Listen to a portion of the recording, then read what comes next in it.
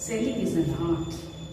You are communicating with your customers either verbally or non-verbally, and these communications are very important for the customer to buy from you.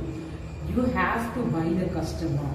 In order to buy the customer and the customer to buy from you, your products, you have to communicate very effectively, my friends. Let's take an example of Mr. X again here. Mr. X is coming back into the picture.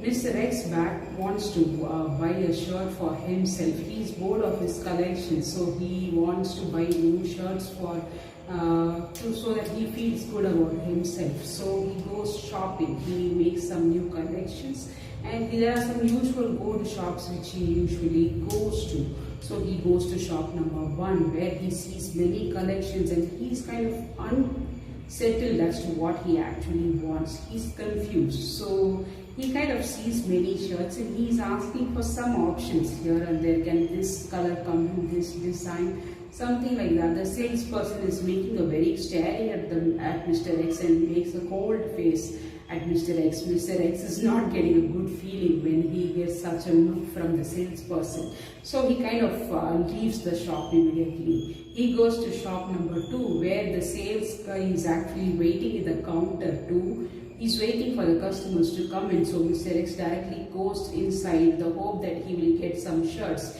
And the salesperson also starts showing some shirts. He shows many different colors, all the shirts he picks from the counter, from the shelf, and he starts showing these shirts.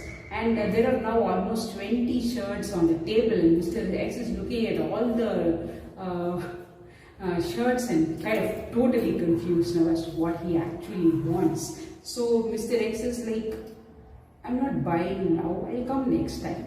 Here what happened was the sales guy was an expert. He is very haste-and he's showing so many shirts, so many options.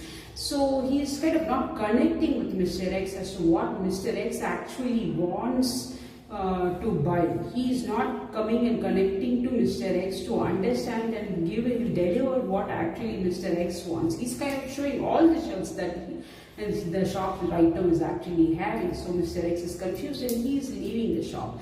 The third shop, he is kind of still hopeless now. He won't get any shirt and he still goes to the third shop.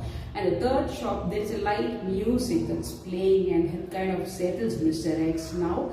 And but Mr. X is still confused as to what he actually wants.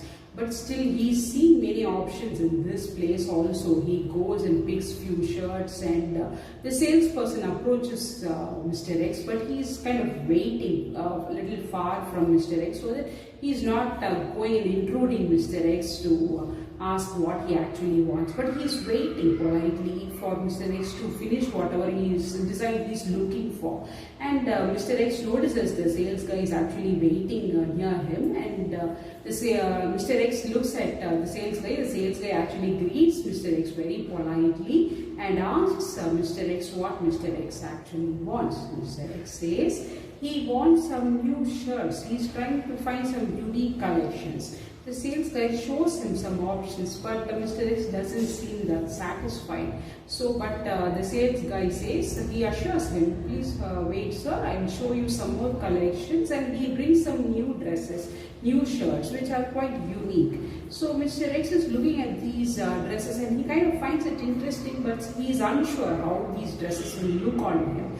Then the sales guy says, why don't you go or have a look at the trial room? Why don't you try it out in the trial room? He's asking. So Mr. X takes all these shirts and goes to the trial room. He tries it out. To his surprise, he finds all these very nice. He likes all these collections, and so instead of buying just one shirt, now he buys 3 shirts, and he thanks the sales guy for being very polite with him, and makes a small talk with him and greets him goodbye, waves him a goodbye, and leaves the shop.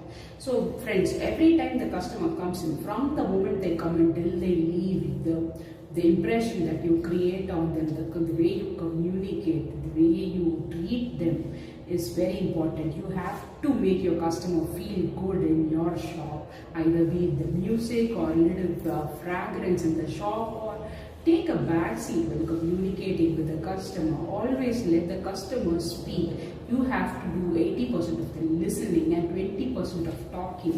You have to ask and clarify your questions and show him the options instead of pouring in too many options or talking too much.